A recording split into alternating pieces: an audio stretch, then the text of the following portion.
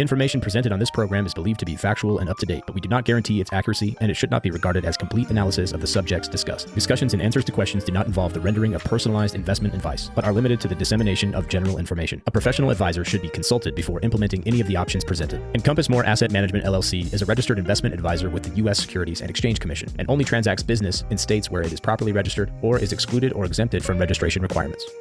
Hey everyone, welcome back to another episode of the Tall Oaks Podcast. I'm your host, Brandon Charme, and today we are talking about February markets and kind of doing the market update here this for the month. Quick disclosure on that. Look, we're recording today on Monday, March 2nd. Obviously, over the weekend, there has been all the military operations in Iran. That can do all sorts of crazy things in the near term or in the short term, including a lot of things you wouldn't expect, like the market being incredibly quiet like it was today, from a, closed or open to close kind of dynamic, right? Intraday, definitely some moves, but relatively quiet in the markets. So this isn't going to get published because of compliance and editing and all that kind of stuff till Wednesday, which would be Caleb, what's Wednesday? The 4th, 5th, the 4th? Yeah. The 4th. Okay. So you're listening on the 4th. World could be looking super different 2 days from now in a world like today. What I'm going to do is focus today on stuff that's a little bit more zoomed out. Okay. I don't want to get caught up in the noise. So the first thing we're going to talk about today is just a refresh of investing during wars, right? And these massive geopolitical moments in history. What does that look like? How do we navigate it as investors? The next thing we're going to break down is the interest rates that affect you in your life. So, interest rates, the way that they might affect things like car loans, credit cards, HELOCs, also things like mortgages and what that kind of looks like. If you're a business owner, business operation funding, maybe, right? Then we're going to look at the credit markets, then the stock market. We're going to talk about inflation. And then if you stick with me till the end, I'll give you kind of my take on Bitcoin here. So, First Trust, to give them, a shout out. They always do a nice job when there's big events that come out. They put out some nice pieces with research like this. And this is the easy reminder. Long-term investors should just think long-term, right? If you're truly a long-term investor, what happens in Iran this week doesn't really matter. It probably does not matter to you.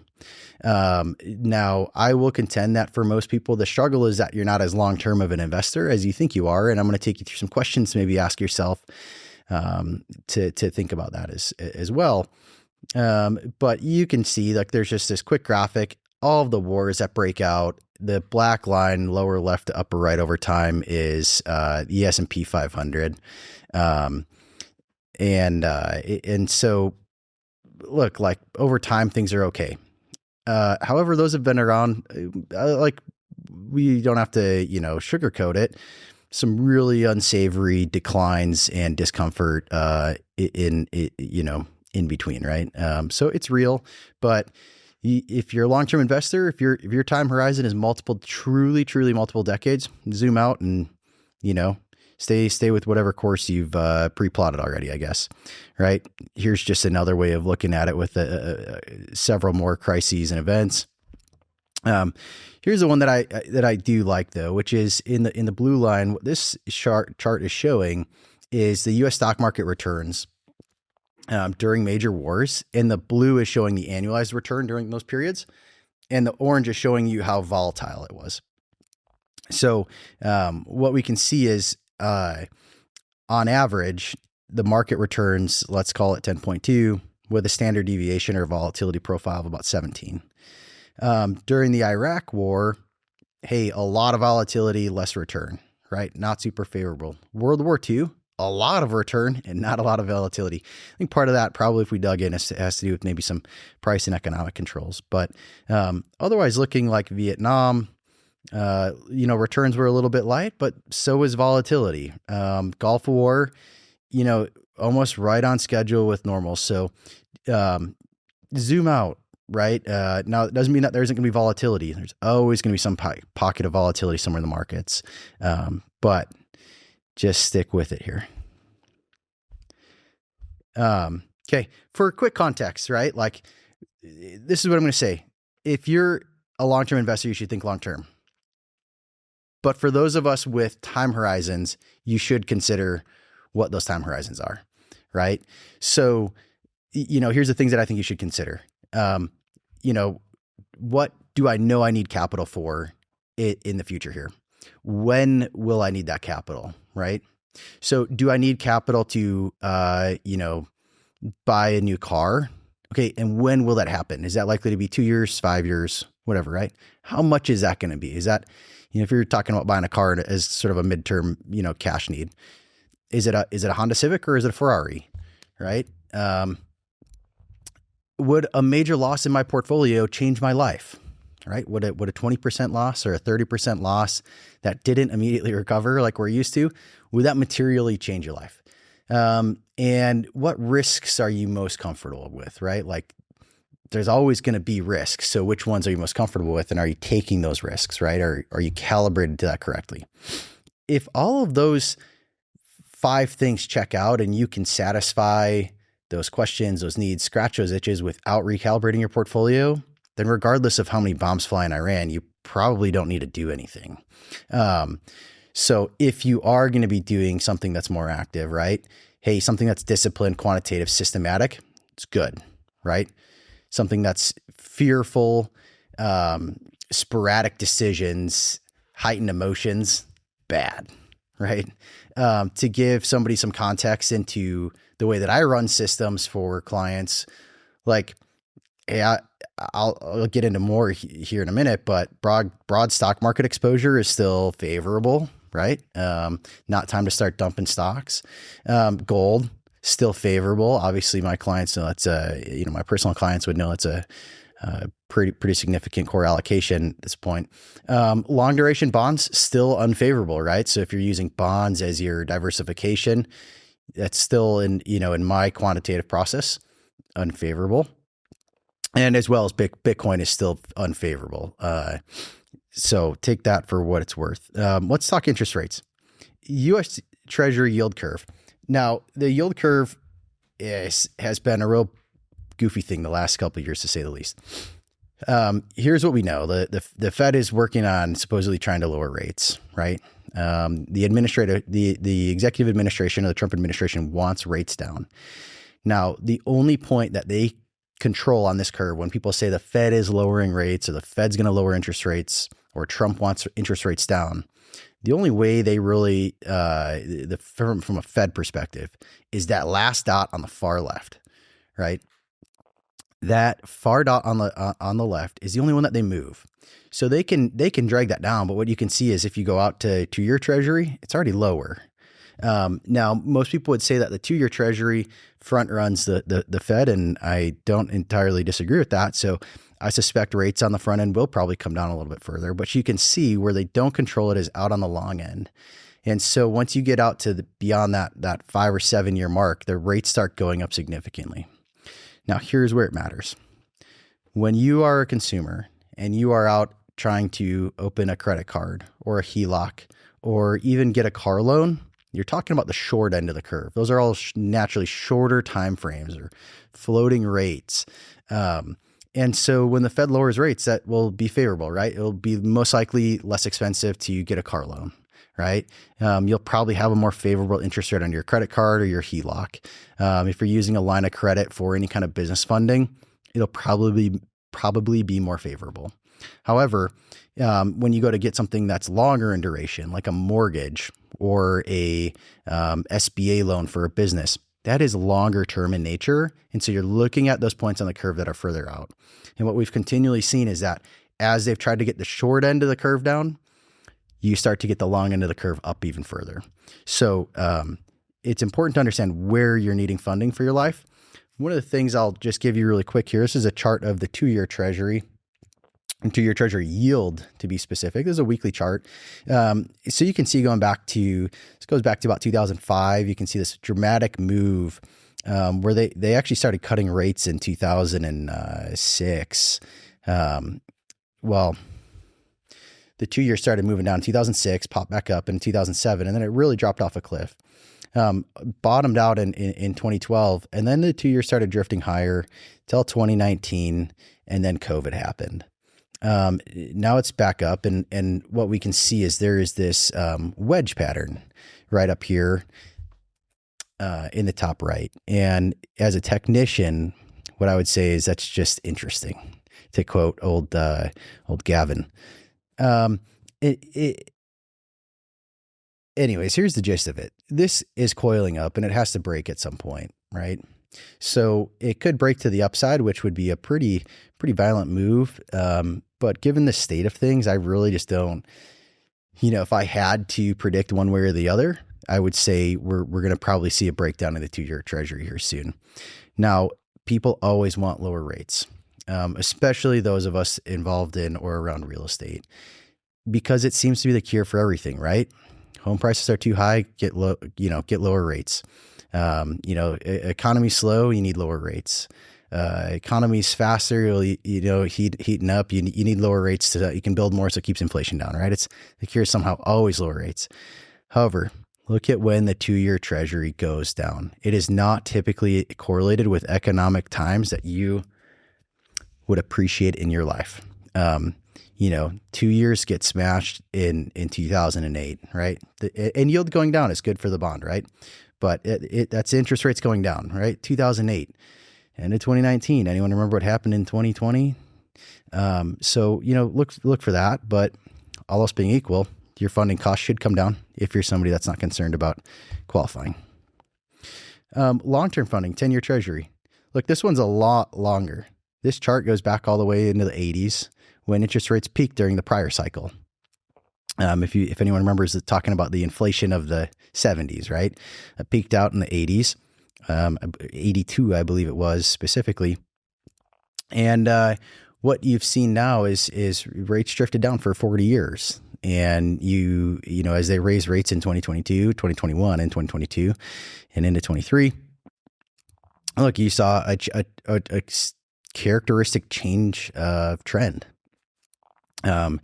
They're now on a bit of a pause, but I don't suspect that the 10-year Treasury is coming down in a meaningful way without a serious economic recession.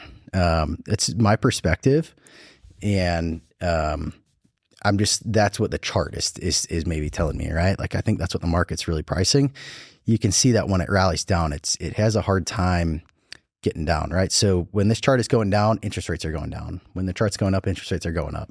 I don't think it's a very favorable spot for the 10-year Treasury, right? I think interest rates go up. Now, remember, if you're an investor, interest rates going up on the 10-year Treasury is typically a bad thing. For some, right? For the holder of the bond, it's certainly a bad thing. For every 1% that the 10-year Treasury goes up, you stand to lose about 7% on the bond itself, right? So there's not a lot of convexity in bonds right now still, which simply put, if you expect interest rates to go up, 1%, you would lose 7, but make the 4% the bond pays. If interest rates go down 1%, you would make 7% plus what the 4 makes. So, you have some convexity, and if rates move 2%, which would be massive, not as favorable. So, just take that for what it's worth. One of the most important things that most people are going to be referencing the 10-year Treasury for, right? Or the thing most commonly talked about when people on Main Street care about interest rates anyways is mortgages, right? Hey, what's a mortgage going to cost me? And, here's the thing is there's two components to a mortgage, right? Because the government has backed the credit component. So there's no credit risk in issuing mortgages. Mortgages are simply really, to simplify it down, a function of this rate, the 10-year Treasury yield, okay, plus the option premium that a borrower is going to pay to have the ability to refinance their home at any time, right? In the mortgage space, we would call this pre-funding. And it's to be able to pay your loan off early. It's something that's not good for the investor, right? If you think about being a bond investor, if interest rates, I borrow money to somebody, or I lend money to somebody at 7%, and then interest rates go to 2% and they give me all my money back. Well, now I have to go reinvest my money, but interest rates are now 2%. I was getting 7. Now I have to get 2. That kind of sucks. So what you do is you pay extra for that ability to refinance at any time. And that is what your mortgage spread is in today's world in reality. Those mortgage spreads are really, really tight. And what I can tell you is from a rational or efficient market perspective, if the market was pricing that mortgage rates or the 10-year Treasury was going to go down, that spread should be in theory widening because they would suspect it become more likely that you are going to be able to refinance your mortgage. And they don't, investors on average don't want to get paid back early. And so when that spread is staying tight, it's kind of them saying, it's the mortgage market essentially saying, hey, we don't need a lot of additional premium for your ability to refinance early because we don't think you're going to be able to. Like, we don't think it's going to make sense. So that's what the mortgage market's telling me. I've said, and I believe I referenced it in last month's market update, probably one of the more favorable times to try to get a mortgage if you needed to get one or if you needed to refinance. Maybe this is the time to be considering that. Talk with your own financial advisor, your own mortgage broker or banker, but something to think about. Credit spreads are a similar idea, right? Looking at Treasury yields plus what's the credit worthiness of somebody. You can think of this like, hey, if the Treasury was the guy with the 800 credit score, what does he get to borrow money at? And if somebody wants to borrow money for the same kind of thing, let's call it, say, a car loan, but they have a 500 credit score, what's the interest rate that guy pays, right? And so we all know if you have bad credit, you pay way more on your interest rates, right? Well, it works the same in bonds. And so your credit spread, which is what this is showing you how much extra is being required to borrow money, right? It's the way the bonds themselves are priced. What you can think of this is when the chart is going down, it's really favorable for the credit markets for high yield bonds. You can get a nice yield. You can get appreciation on the actual price of your bond as it pulls to par potentially.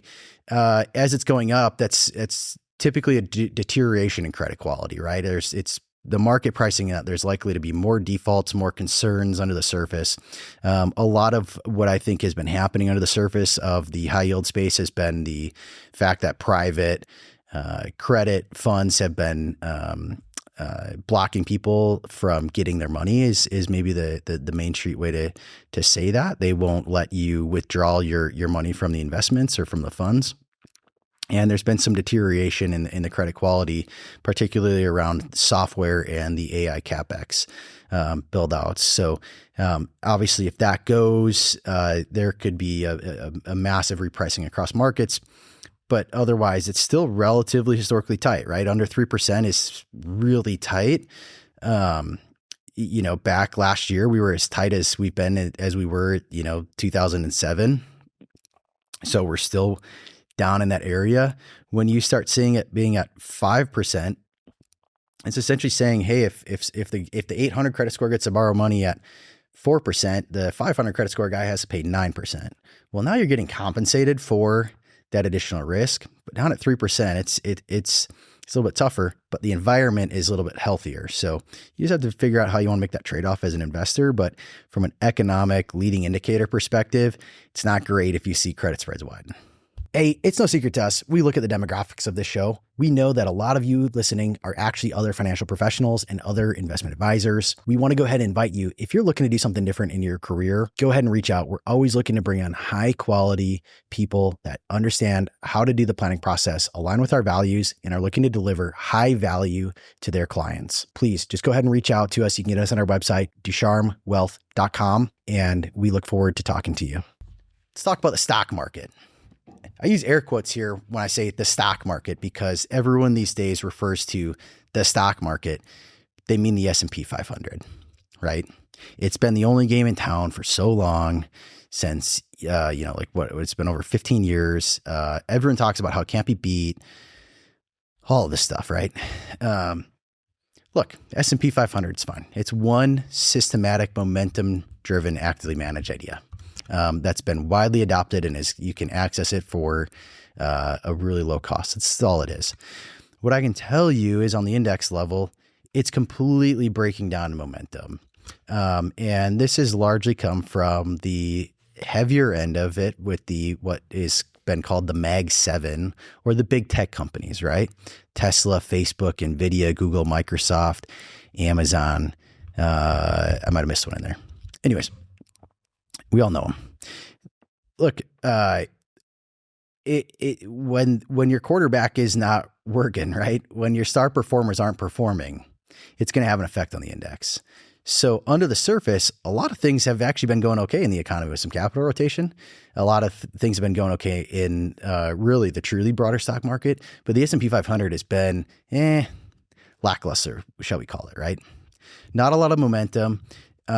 However, if we can get a reversal on that and everything else has been doing well and it's been keeping the market from crashing, and the Mag 7 turns around, you've got a catalyst for a higher market, right? So this is why I say it's still favorable.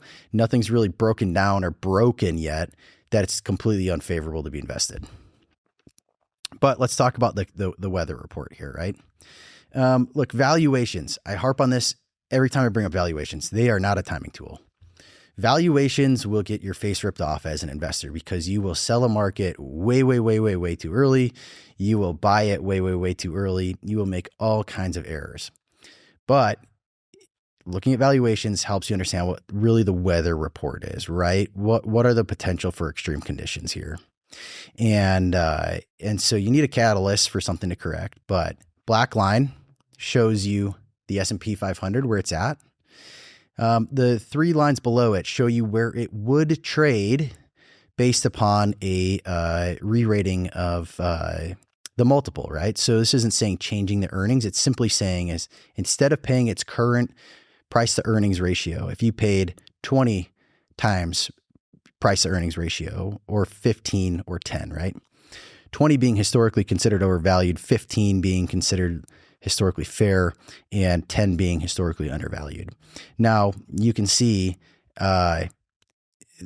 at the index level, that might be a bit stretched. From classical finance, that would be more appropriate. So to give you context, if the market corrected here, if we had the recession, if the multiples re-rated, to get back to just regular plain old vanilla overvalued market, you'd see the S&P 500 have something that would look maybe like a 31% correction. 48, let's call it 50% correction, get back to fair value, and a 65-ish% correction to get back to undervalued. That's assuming that in an economic recession, earnings wouldn't contract at all as well. So you can see that the US market is, although the returns have been incredible the last number of years, it is getting very stretched on valuation. Again, not a timing tool, but you should know the kind of environment that you are investing in. I think this is one where if you are investing on your own, you're a buy and hold investor, your plan is to buy S&P 500 and hold on to it, I think this is the environment where you can look at valuations and say, maybe that's not going to work for me the next 10 years, right? Maybe that won't work out so well. So to give context around maybe just some smaller moves that aren't like so crazy. Look, and shout out to Kurt for putting this together. S&P 500 is currently trading at a forward-looking earnings of about 22 times. The chart I showed you was looking at historical earnings. Now we're talking forward earnings. So this is projected.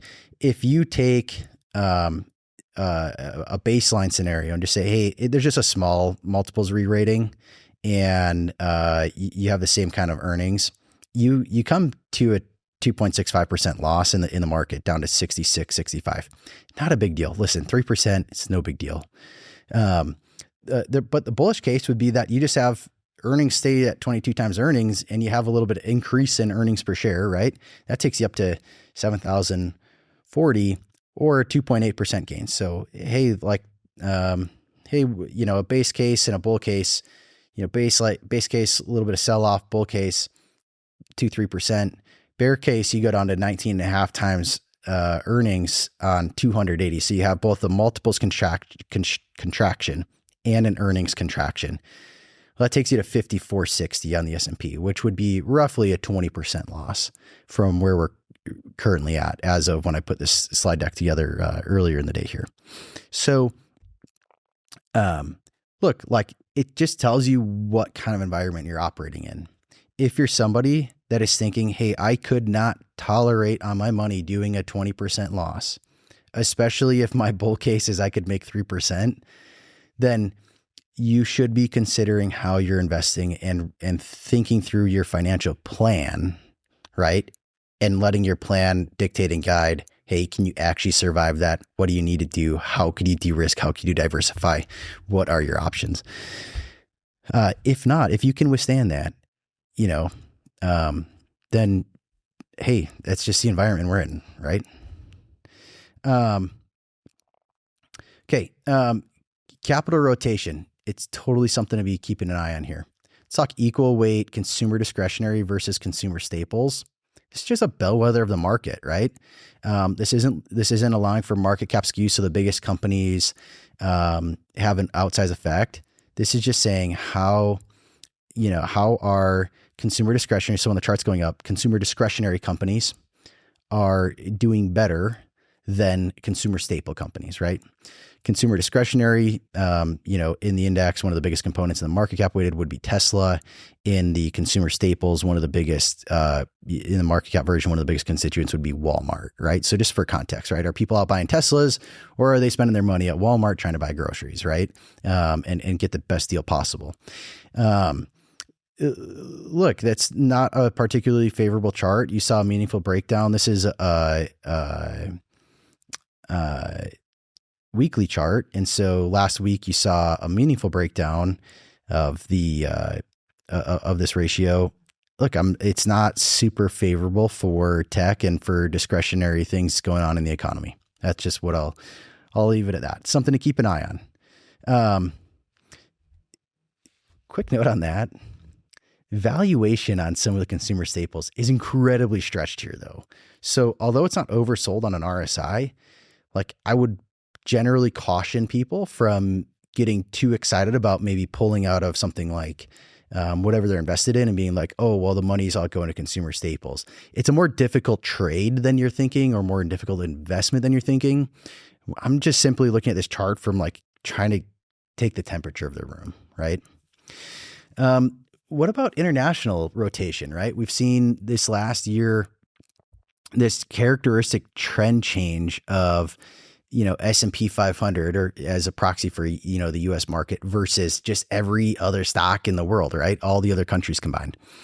And, it's been a massive shift, massive breakdown. I think it tells a story of a major secular capital rotation out of just US dominating all assets. That being said, if you look, it's a little bit overextended in that straight down fashion. So I would caution people from being too eager to chase this trade. I think there could be some kind of trade to the upside here where US does outperform. I think we're seeing that today. You saw the US dollar index, the DXY, actually spiked today on all the Iran news and happenings. So I think you see that potentially spike. If you haven't done anything yet though with your portfolio, you're needing to, from a financial planning perspective, you're needing to handle diversification. Like you want to consider maybe looking at something like this and fading the counter trend move. That is to say, like, don't just take my video today and go start piling international stocks. Look for an opportunity to be opportunistic. And when it's probably feeling like, hey, it's all about the US again, that might be your time to be considering and saying, hey, hold on a second, maybe I should do this international thing in some fashion, right? And there's a number of ways to do that, but this kind of tells like, hey, again, the S&P isn't the only thing in town anymore, right? And, pay attention. Again, if you're super long-term, I don't know, right? If you have a 4-decade time span, maybe this doesn't matter to you. I don't know. But if you're coming in closer to retirement and your sequence of returns does matter and the return on your capital matters and the preservation of your capital really matters, you want to be paying attention. Let's talk about the dollar, because people will say, inflation is going to kill the dollar, or it's killing the dollar. This is the death of the dollar. The dollar is going to collapse. And I was like, what does that mean? What gives? But, we can see that, hey, the dollar really spiked up in the 80s when we had those super high interest rates. And then it came down. It spiked up again in the 2000s when you had, the tech boom, tech bubble really sucked in a lot of capital in the U.S. markets. And then in '08, you had you really had this weird sell-off. The dollar was weak, for context, down in the 70s and 80s on the index. And then the dollar started getting stronger, right? And you can see that, right, in the S&P charts when people started saying the S&P is the only game in town. Well, it coincided with a strengthening dollar, a secular strengthening dollar. And since 2022, you've seen the dollar start to decline. We had a pretty good spike last year, in 2024. But I think it's potentially breaking down here. But what does that mean, right? So it breaks down on things like geopolitics, the yield you can get on capital in other countries. If valuations and metrics are more favorable to invest in other countries, and you're going to take your money there, you have to sell your dollars to buy the local currency so you can buy the stocks in other countries, right? Or the bonds in other countries. And so that produces a weak dollar as it puts more supply of dollars into the market relative to the demand. And so the question really becomes, though, will the flows last, right? Will the flows out of the dollar last, or will people be sucked back into needing dollars, and will there become a dollar shortage? Right now you would say there's maybe a dollar supply glut, but I think you're seeing on today's like today, which I don't have a chart for today, but the dollar was up in a big and meaningful way. People are going to need dollars. And when something really happens in the world, they want to come to U.S. markets. We're the most insulated. We have the deepest, most liquid markets. We have the most adherence to rule of law. There's a lot of great things about the U.S. markets, which is why you're supposed to make more money investing internationally. You should be compensated higher for the additional risk you're taking in foreign currencies. So all in all, do you need to get out of the dollar? I don't think you necessarily need to get out of the dollar denominated assets, right? You may want to get out of the dollar in the sense that it's probably not a good idea to hold cash because inflation will erode you on the cash. Okay. So inflation doesn't mean the death of the dollar, right? In the sense that it's still a viable fiat financial currency, right? So the dollar's not going to collapse. Your purchasing power might collapse. The dollar's not going to collapse. And those are two different things, right? So let's talk about inflation.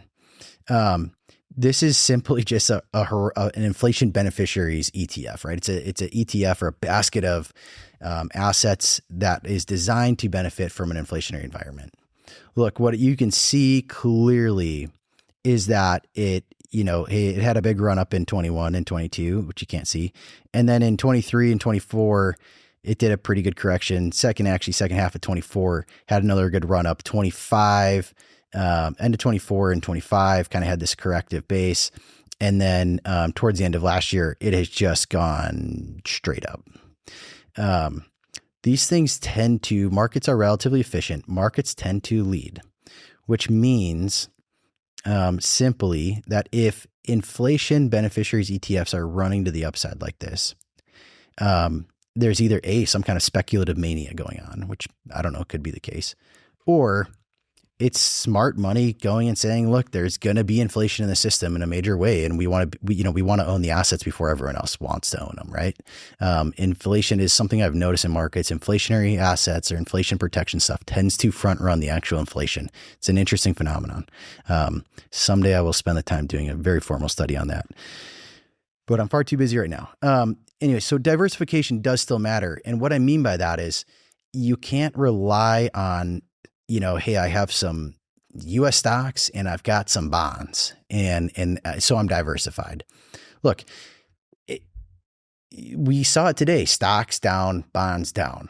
What was up, right? US dollar was up, gold was up. Some inflationary beneficiaries were up, some hard assets were up.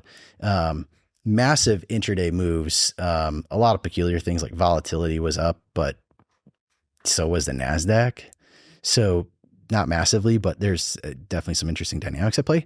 But my point is you want to be broadly diversified. You want to own actual assets in market environments like this, right? And I don't mean this week, this month, this quarter.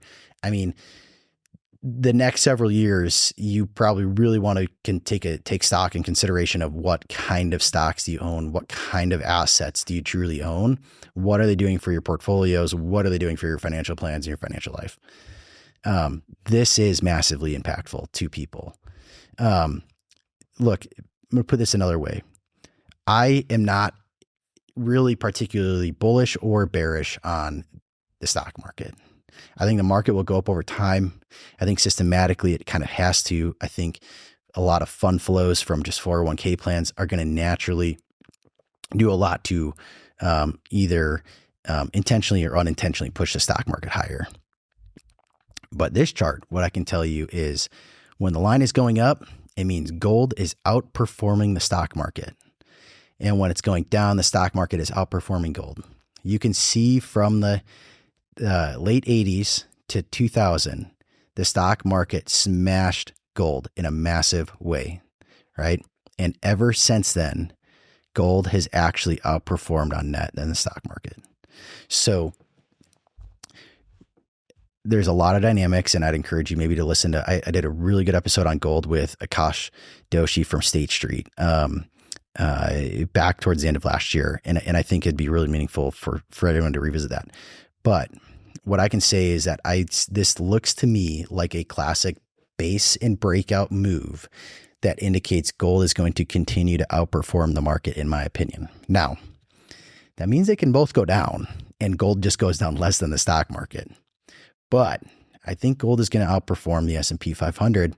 Now, that doesn't mean every week, every month, every quarter, right? Just means if we zoom out, we're going to continue to probably see some kind of trend, which again lends to the geopolitical uncertainty we have in the world today. The money printing, the unsustainable debt, the breakdown of a lot of the social contract. There's a lot of that. It's obviously a really weird place we live in, or really weird time. Sort of always is. But look, central banks are buying gold. It's factual. There's data sets on that, and it's pushing the price of gold up. At some point, everything will probably turn in the world, and there'll be a period where, stocks outperform gold. You can see that it already happened, right? In 2011, the prior peak of the gold market that most people would remember, all the way down into 2021, right? Which would be kind of the middle of the screen here to here.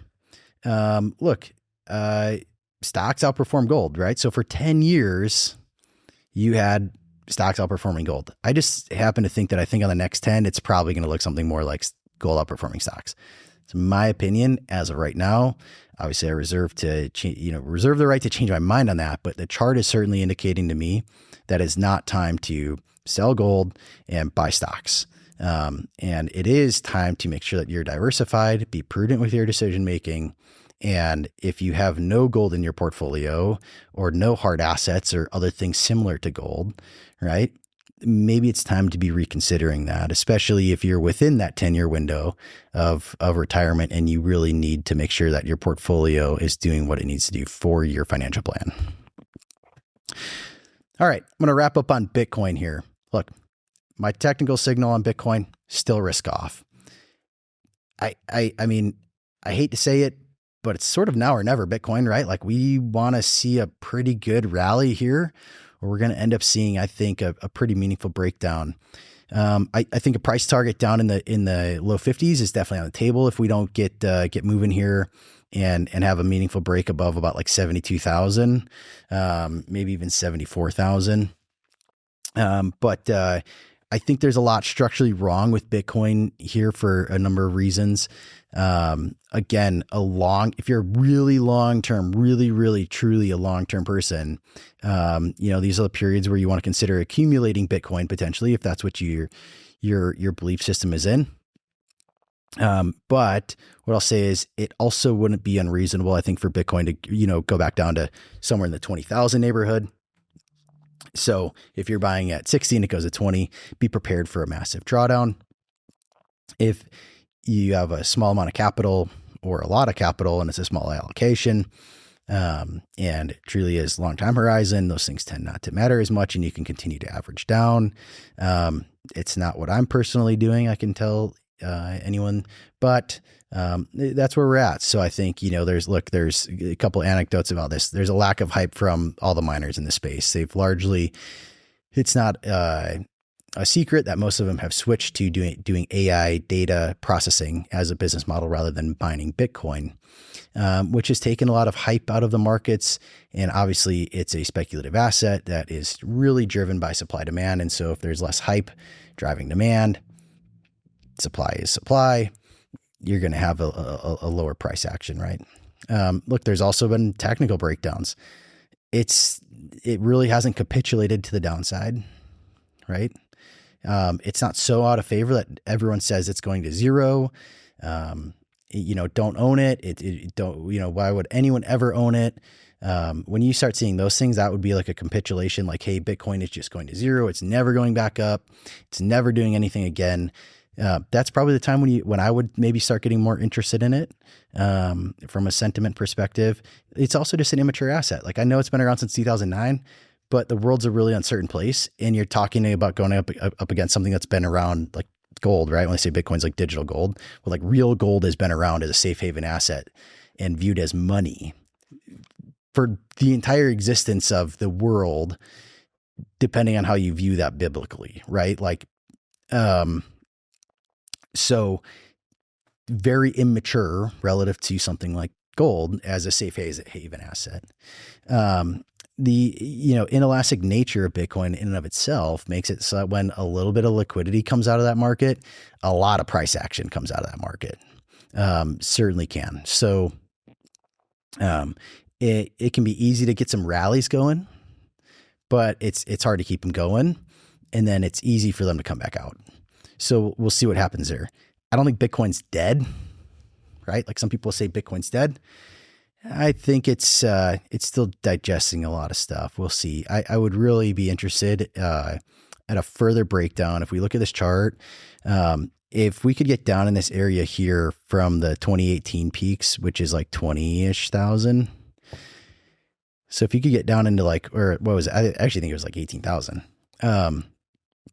So if you could get down around 18 or 20,000 and you heard people just saying Bitcoin is absolutely dead, going to zero, then it might be time to really be thinking about loading up, right? Until then, I would say, look for entry points, look for periods of time in your life when you have extra cash that you can put to work for super long term and you think Bitcoin is the play. And otherwise let the technical signals, drive you, and, be dispassionate, find something that works, and works for you. So appreciate everyone following along today. I know it was a lot. As always, reach out with any questions, comments, concerns, jokes, whatever you got for us, hate mail, we take that to you. You can reach us. You can email us contact@ducharmewealth.com. Find us on our website, ducharmewealth.com. Give us a call. One of our advisors is always more than happy to do consultations with folks. Reach out. We can get you set up. We can get you a consultation going about your portfolio and help try to answer questions as they relate to you and your specific financial life and goals. Thanks for following along, and we will see you guys out there.